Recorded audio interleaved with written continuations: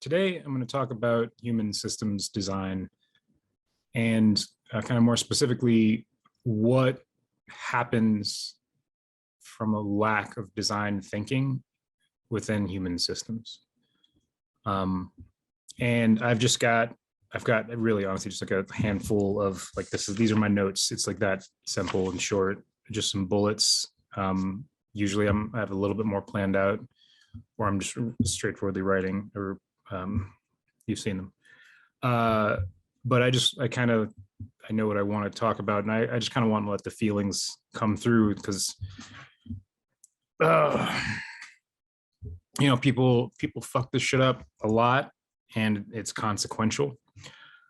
So I'm just gonna jump straight into it. So some of y'all know that when I was a kid, I was like into forest defense, and I think that if you were born like after 1990, there's a good chance that you don't have any memory of when forest defense was like a serious thing in the US. Like it was like NPR talked about it like a lot, because like the Earth Liberation Front and Earth First and all those groups were out, doing real fucking monkey wrenching.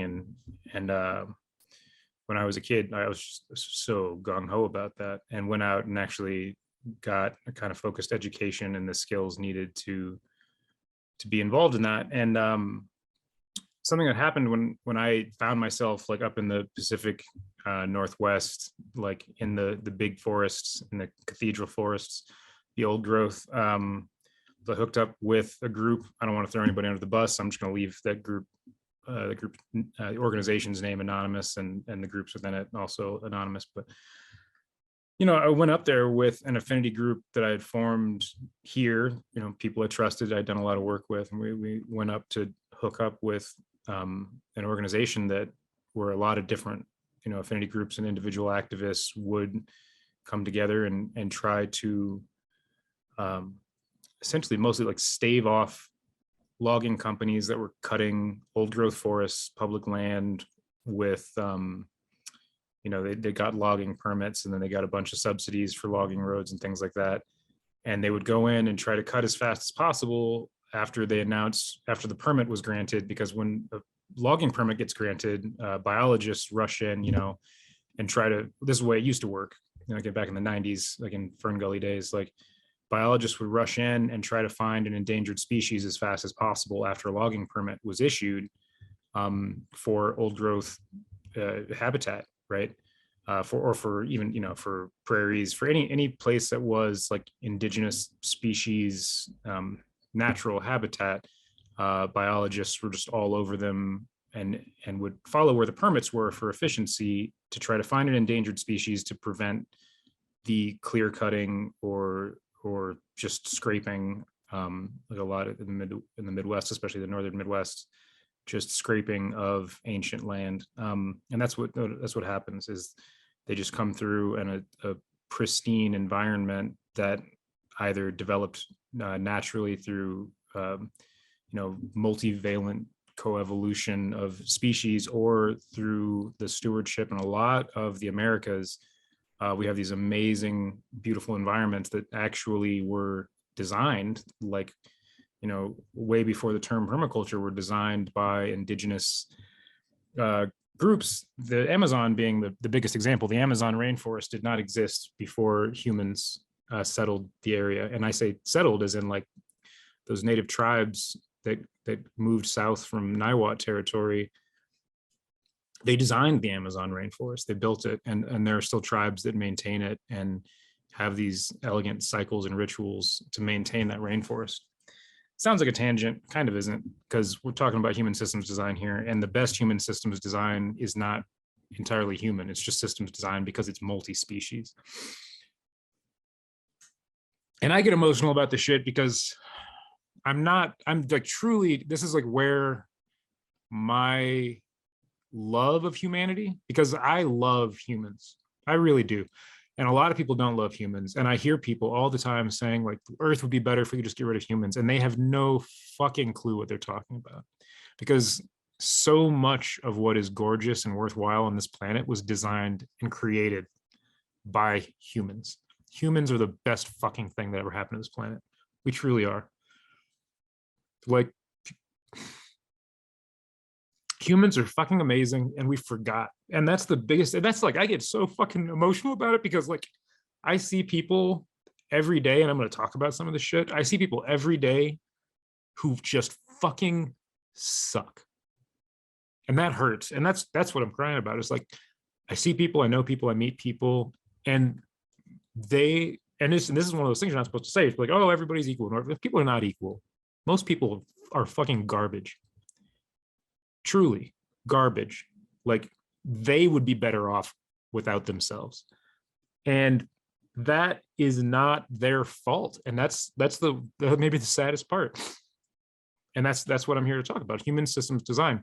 The fact that most people are living lives that they don't like, that they don't appreciate, that suck to them, and they're making other people's lives suck more, and definitely making the earth suck more for every other species local to them in terms of, circumstances and advantages and just general misfortune and the spreading, deadening, and desertification of fucking everything. That is a systemic problem. Very, very, very few individual humans have made any deliberate choices in that. Most people are playing a part that was handed to them. They're doing their very best. And so when I talk about people sucking, I mean like they are trying their hardest to not suck, and they still suck. And when I say suck, I mean like they treat people badly. They worsen everyone's living situation. They worsen their own psychic environment. They cut off pieces of themselves and just shed them, that soul death, that lost child, and like those like trauma zones that never heal in minds and in bodies. Like those things are actions that people take or fail to take that just sit for permanently in the context of the span of a human lifetime to hopefully be healed at some later point. This is kind of rambly, and this might seem really aloof to some people, but I just really want to spend this video getting at like the heart of what all this shit is about. All like the economics I talk about, the permaculture design, the conflict stuff. Like this is the heart of it. Is like people's lives are aching because they got dropped into a job description, like citizen in fucking United States, like. And that the job description was written badly. There are fucking internal contradictions. The pay sucks. The like everything sucks. And then they try their best, and through the course of trying their best, they make everything worse for themselves and everyone around them. And that is a fucking tragedy because humans are amazing. We're the best fucking thing. And I like that sounds. I know that sounds really weird to a lot of people, or like really weird coming from a person who just said like most people are garbage. Like, but it's like it's the disparity between what human potential is and what human life is like, and what humans actually do on a day-to-day basis, and like what we could be doing is astronomical. Like within any individual person, even like one of these people I'm talking about, whose like lives are nothing but chaos and destruction that they, wreak upon themselves first and then spread as far as they can.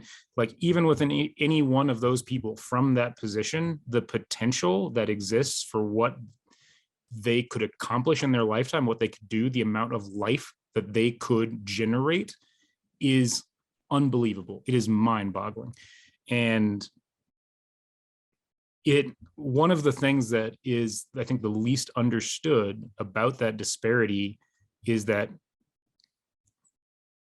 achievement, that human potential, is this deep nested thing. A human being working to develop themselves as an automaton can only get so far. You can try to be a good person. You can try to develop yourself. You can go to therapy. You can eat right. You can exercise. You can do whatever. You can learn to be polite. You can read the Emily Post, and you can open doors and say thank you and please and whatever. But we are not individuals. I've talked about this a lot. We are each of us individually we are communities. My gut directly controls neurotransmitters in my brain. My brain is made up of like numerous different personalities. I've talked about the people like the hypothalamus does not have the same opinions about the world as like even just the brainstem, like, you know, an inch away. And the frontal cortex is like totally different way of going about thinking than, you know, most of the corpus callosum. Like it is like, it is a fucking community, this whole shit. And your mind is not contained entirely within your brain. Like I mentioned the gut, but like your fascia like is like deeply influential to your thoughts. Like you are a community, and that community has to work together. And you know, there are different parts in that community that have different points of leverage over the rest of the community, and that you just like as a person you have to see that, and you have to try to get along with yourself. And so I went up to the Pacific Northwest with a crew of people, good people, to try to save the temperate rainforest. Right, that's the goal. Save at least this one temperate rainforest, like this one defined bioregion. And what we found there was just absolute chaos. And part of that was because of, you know, Mr. W, who had repealed survey and manage, which was the law that allowed permits to like logging permits to be pulled if an endangered species was found. Now, you know, it doesn't matter. You could find the last dinosaur in a rainforest, and like the next day, the whole thing could be clear cut. So survey and management repealed, and then a ton of logging permits, of course, went through at the same time. And there were forest defenders scrambling around trying to defend lots and lots of different sites of ancient rainforest, and looking for a strategy that wouldn't be temporary, because you can, you know, forest defenders, like boots on the ground, like confrontational folk, the most they can do is like tree sit and cat and mouse, and those things are like inevitably like they're short-lived, right? It's something that a lot of folks didn't know about, like forest defense, is like a tree sit was never meant to be a permanent solution, right? Because every tree sit is dependent on ground support, and the ground support are eventually going to get like, you know, no matter how much you hide in the woods and you kind of cover your tracks and you know, walk barefoot and all the different things, like, you know, the logging company, their hired security or U.S. Marshals are going to find you and arrest you. And then when the ground support is gone, eventually the tree sitter comes down. But anyway, so when we got there, everybody's scrambling, and not just strategically and tactically, even internally. And so there was, we found that this group that we were trying to attach to, about half of it was actually dedicated to a days-long intervention with the sexual assaulter. So they're like basically like in session, this like kind of anarchist sort of like intervention jury thing, where there's like people are testifying, and there's like you know, there's a order of operations, you know, about who can speak when and how like the process works, and all this stuff, all just trying to decide what to do with this sexual assaulter, because this is, you know, this is an organization of people who are kind of living as outlaws, and they turning somebody over to the cops, who can then, you know, just turn around and give a bunch of information about what the government cares much more about, which is, you know, these like domestic terrorists that are trying to save trees. There's not an option. And you know, we get into the woods, and I start, you know, I'm having conversations with people. You're in the woods, you got a lot of time to talk and get to know people. And it turned out that like everybody outside of like the crew that we brought up, like all of the women, and there are a lot of women involved in defending forests. I would say disproportionately women doing just any kind of ecological work in this country. All of the women in this organization, for the most part, have been sexually assaulted at one point or another in the course of doing this work. And this was just fucking devastating, you know? So this was such a problem, and it wasn't just that one dude. This was such a problem that there was actually a camp that was, I think it was just called Rapist Camp, where it was a designated difficult to defend part of the forest, where at the end of interventions like this, like a lot of times they just send these rapists like into the woods, and like, yeah, we'll keep bringing you food, keep bringing you supplies. you just hold this part of the forest down, and everyone in that camp was a rapist, a serial rapist. And these are forest offenders who are getting, anarchists, fundraisers in town are raising money and putting together food and care packages to go support them living this outlaw life in the woods. And yeah, it was an atrocious fucking situation. And you can imagine what the morale was like. You can imagine what the spiritual condition of that group of people was, and then of course how the productive outcomes of the the operations and things were. For the most part, all of that's over now. Something I want to note. So we're talking about human systems design, and there's other people like myself who are, I believe, true believers in the goodness of humanity. A lot of times when they want to do something really great, they put out their mission and they believe that the people who answer the call are going to be like them and have the same values as them. So you say, I want to save the rainforest, and this is how we're going to do it. And you put that out there in the world, and there's no money in it. There's no, there's no fame because you can't talk about it. I mean, talk about it like this 20 plus years later.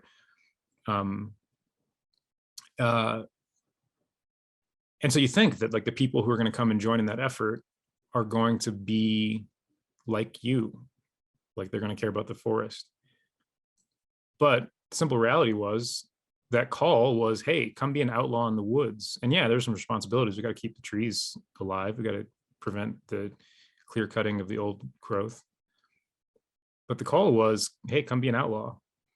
And when you just set up an outlaw camp, and the agreement is, hey, whatever happens here stays here. Nobody, nobody talks to the cops. We don't do that because we're all outlaws running around. We're, digging up and blocking logging roads. It's illegal roads. It's illegal to block a logging road. And so everybody in the camp is a party to, one level or another criminal offense. Interfering with a legal logging operation it's not legal, right? And so you say, hey, come live in an outlaw camp. And some people are going to show up who don't give a fuck about the rainforest. They just want to live in an outlaw camp. And why do they want to live in an outlaw camp? Maybe because they couldn't live somewhere else. Some of those people are going to be fucking rapists. Like, apparently, a good number of them. And so, human systems design. We got to think about that shit. That's story number one. This last week in Tennessee, there was a nurse who was convicted of some order of murder, some criminal homicide charge. I'm not going to get into the specifics. That's not the point. What is the point is that she was not convicted of, she did not mean to kill anyone. She made a mistake on the job, and that's fucked. Like there's some certain jobs where you make a mistake, it's a big deal. I think it was Chris Rock who, maybe it wasn't Chris Rock. Maybe I'm just thinking of Chris Rock because recently Chris Rock got the shit slapped out of him, and rightfully so. And also I think actually like Chris Rock's like political opinions are just like generally shit. But there was a comedian not long ago who said something about how like there's some jobs where you don't get to make mistakes. And he was talking about like cops, and made the parallel of like flight, like airline pilots, right? And it's like, oh no, we wouldn't tolerate airline pilots just kind of having a bad day. But the truth is, we do. We not only tolerate it, we build the system around them to be tolerant of it. The checklist, the pure simplicity of their job, the redundancy built into their job. It's not only do they have a co-pilot, but they also have oversight systems built into the plane that can override certain decisions they make, certain mistakes they make. We are incredibly tolerant systemically of pilots not being perfect because we built tolerance into the system in which they operate. We give them one job and we create redundancy around it to ensure their success. That's how much we are willing to tolerate the fact that pilots are not completely perfect. Cops, we don't do that. We give them a ton of fucking jobs. Cops are responsible for the management of the general social affairs of the unhoused population. Not saying they do it well. They're responsible for like emergency marriage counseling. They're responsible, for loss prevention and retail. They're responsible, like et cetera, et cetera, et cetera. There are 100 things that cops are asked to do that they are not trained for, that many cops are not at all qualified for. One of those things is actually just like straightforward, like combat. Like, as like a combat trainer myself, it's like I've encountered a lot of cops. I've encountered cops in the dojo. I've encountered cops on the street in various capacities, and like, no, they're undertrained for just like fisticuffs and wrestling with folks. Like they're not like there are individual cops who get that training on the side, and they use their personal time to develop those skills. But in terms of what's provided by departments anywhere in this country, and for the most part everywhere outside of Tokyo that I know of, like, no, they don't really get much training in that respect. And so yeah, they overreact when things get physical because they're insufficiently skilled. And a lot of the public thinks that, oh, we shouldn't give cops more skills in that department because then things would be more dangerous. But the outright truth of the matter is the exact opposite. The best physical combatants I know hurt people very, very little, unless they're military and that's the job. But even then, it's very direct. It's very simple, and it's very predictable. I know a guy who went from being like a straight up government assassin, a sniper with the Marine Corps, to being a bouncer at a bar near DU, which is a rough bar, and he never hurt anybody. This is a guy who used to kill people for a living every day, just killed people, individual people by himself. He got sent out solo, and he comes back to the States. He's good at what he does. He's good at violence, and there is nobody that in whose hands these drunken frat boys were safer because he didn't get emotional about it, like so many cops do. How we design these systems and how we design fault tolerance determines our outcomes. And this mistake of charging a nurse with criminal charges for an honest mistake, even a consequential honest mistake, receiving criminal charges for that is going to hurt us all. Definitely in Tennessee, in the state of Tennessee, nurses, like good nurses, basically any nurse who cares about themselves and their family and their responsibilities in general is quitting right now. There are people, anyone who has any other options is leaving healthcare because of this. Because anyone can like, if you are not full of hubris, you recognize you can make a mistake on the job. And this is why we have malpractice insurance. And a lot of people don't want to accept that. Well, it's not okay if people in the medical profession make mistakes. Fuck that. Every patient dies eventually, if you're lucky enough to die as a patient. Everyone dies, and usually you're a patient in a medical facility. Like, that's the job. We have to accept that some jobs you're handling human life. And the same way we want to accept that, someone roofing in a house might, slip or might nail something badly, and so they get insurance, and the insurance covers it if they make a mistake, and everything's fine, and nobody has to go to jail. It's not like they vandalized your property. They weren't intentionally you don't charge a roofer who lays a tile badly with property destruction. That's not what it is. They made a mistake on the job. This kind of human systems design flaw, this lack of design thinking in human systems, of considering what the incentives that we design and create will do to society, is the low-key apocalypse, even more than COVID. Human, like, incentive systems design is inescapable. You can't make a badly designed incentive system and then hope for the best. I believe that human beings are the greatest thing that ever had happened. And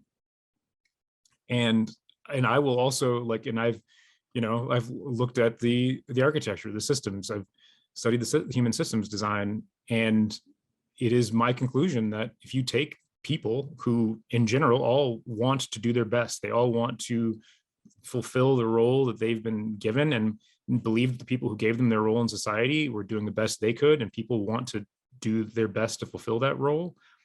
Those people, if that role is badly designed, if you tell a kid that they're a bad kid from day one, if you tell somebody that they're poor and this is how poor people behave, then they're going to do that because of their goodness, because they have trust in the people in society who came before them and are telling them what to do. They trust their elders. That child inside of you that is born to trust your parents extends that trust into other authority figures. And it's like, okay, well, if I'm the bad kid, I'm going to be the bad kid. And you see all these macho dudes posturing, and the truth is they're posturing and assaulting women and stealing shit and breaking shit and being destructive out of a loving trust that is an extension of the loving trust that a child has for their parent, because they're trusting what the authorities and the overarching social structure has told them is their role in society.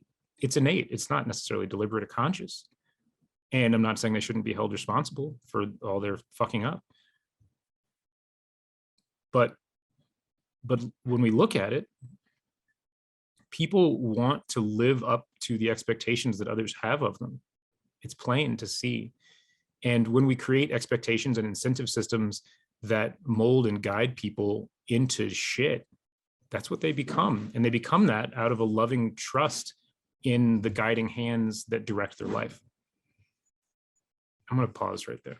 So there's a guy that lives in my building who is not working right now. And, my building has an HOA. There are only like 12 units in the building. So it's really small property. There's not like a management team that does this, property management kind of like professionally. And so this one guy that isn't otherwise working has just been helping out a lot with the HOA that doesn't really have any formal structure, formal rules. And anybody who knows my theory on the tyranny of structurelessness knows where this is going. So this one person who has been working with kind of borrowed power a lot, recently made some like just big, dangerous, and harmful mistakes. So this individual, I believe, was basically doing their best, but is very likely to suffer, some consequences because of in part, this is the thing. Adults get held responsible for their decisions sometimes. If they're not, if they don't have enough money, they get held responsible for their decisions. And it becomes so easy to make egregious mistakes when a person has no boundaries around them. And you'll hear people talking about this in like parenting theory, like a child who's just given absolute freedom or is just encouraged to do whatever they want, be whoever they want to be, sometimes actually ends up with more problems because they don't know where the walls are, right? They don't know where the limits are. They can't tell their parents from their friends, from their, younger siblings, from the pets. Like the relationships have no edges, have no, there's no thresholds, there are no boundaries. And the mistakes that people make when they don't have clearly defined boundaries, and they don't know where the edges are worse than the mistakes that people make when they have a firm knowledge of what not necessarily is like, morally right and morally wrong. Absolutely, that's one thing, but also just the edge of their responsibility. When a person knows like, oh no, you are not responsible for your mother's happiness. Like when a child knows that their mother's emotions are not their responsibility. It's not their job to cheer up their parent. They live a happier life. They live a better, more well-adjusted, like their outcomes are more life-giving, are more robust, they are more resilient. When they know, like, it's said, I'm not going to lay into that. It's not any different for adults. When an adult knows, and this kind of goes back to like why cops in general in the US here, like, not to speak for other countries, but why cops have so many negative outcomes from, policing and the way they police. A lot of it has to do with the fact that they don't have boundaries. It's like, a cop, they first start out, I've met a lot of like rookie cops who genuinely had like rose-colored lenses and they believed they were going to help the world, and they read the rule books and they're trying to do what's right. And they go into, a restaurant and they go to pay the bill, and, they won't let them pay. Like, the server and the clerk won't let them pay. Oh no, it's on us. That happens enough times and they don't know, like, a cop loses track of where the boundaries are. Oh, these restaurants over here, they appreciate our service. They appreciate who we are. We don't have to pay there. These other places, they charge us. What's that about? Are they customers, or do they have equity? Like where are the boundaries? And all of society for a cop is this way. What do they own? What do they have rights to do? How do they have rights to touch people? How do they have rights to speak to people? Like, what are the limits? What are the boundaries? And they get, in different communities to different degrees and in different contexts, it gets fuzzy. And as it gets fuzzy, simple human mistakes get compounded. And that's what happened here in this space. And there is, at this point, like, there are casualties of just informality, lack of edges, lack of definition. The appeal here that I'm making is to consider what you're incentivizing. If you set up an outlaw camp to do the most noble, good thing in the world, but it's an outlaw camp, outlaws are going to show up. Simple as that.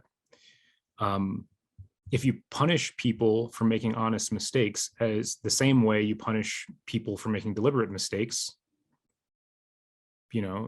honest people will soon enough not see any difference. The society won't see any difference between someone who is maybe just less competent or less experienced in a field and someone who is malicious. Our prisons are full of people who, like, essentially were just a little bit too poor to afford to do the right thing. And they went from being a person like honestly doing their best in every way to being a person who believes that they're a criminal and they're the bad guy in society. And they're totally willing to do whatever it takes to, get the next leg up. And they got slowly pushed into that position by being treated and having the idea reinforced that, like, any reason to break a law is the same, or any mistake is the same as malicious negligence, and it's the same in our system. And so when I say at the beginning of this talk, I said people are shit, and it's mostly not their fault. This is what I mean. I mean, there are people out there not returning the grocery cart to the bin, and there are systems design reasons for that. There are people who, I saw at some point a statistic that 70% of people cheat on their spouses. Now, I'm not even a person who believes that monogamy is essentially an inherent and important factor in relationships, but those 70% of people who cheat on their spouses, they believe they're doing something wrong and they do it anyway, 70%. So something was designed badly, because none of those people are the villain in their story. Most people are the hero of their own story, and yet people do things even that they believe are wrong. That's a systems design problem, and it's on all of us. So the appeal that I'm making here is consider human systems design. And I will assert, and this is speaking of controversial opinions I will assert that no one who does not is truly a citizen, because the role of a citizen is to shape society. And one of the things I think that is most wrong with the United States is that people are considered citizens because they were born here and they survived for 18 years. And that's bullshit. It isn't. And I don't want to assert that, like, places like Israel are doing it right, because I think that the nation of Israel has betrayed its own heritage, and I think it's betrayed all of the native people of that territory that it occupies. And one thing that they're doing right that is a reason for their success is they don't hand out citizenship, even if you're born there. Neither does Switzerland. Being born in Switzerland doesn't guarantee you citizenship, or Korea, South Korea at least. You're not a citizen just by virtue of being born. What a great act. You were born. Citizenship is guiding the human systems design of your community and guiding it with an eye towards what produces the most life for the system as a whole. If you go out and you read, the ballot summaries of whatever, all the information on the ballot, and you are civically engaged and you're participating and you're voting for the interests of your social group, like that's bullshit. A lot of people talk about democracy, like, oh, people need to be represented for their incentives. And it's just like, no, like when I vote, I don't vote for what's good for me and mine. I don't try to vote for Black people. I don't try to vote for poor people. I vote for what's good design. It matters to me that this nurse was fired in Tennessee. It makes the whole system worse. Or not fired, sorry. That she was fired would have been the right decision. That she was charged with murder, it's fucked up. It destroys all of our lives a little bit. It makes everything around us more dead. And thinking about the system, comes back to that whole, like, you are a community. Well, you as an individual human are also a member of a community, and your design decisions have to be as such. Your frontal cortex needs to be making decisions with your viscera in mind, out of concern for your viscera. And you as a citizen need to be making decisions with nurses in Tennessee in mind.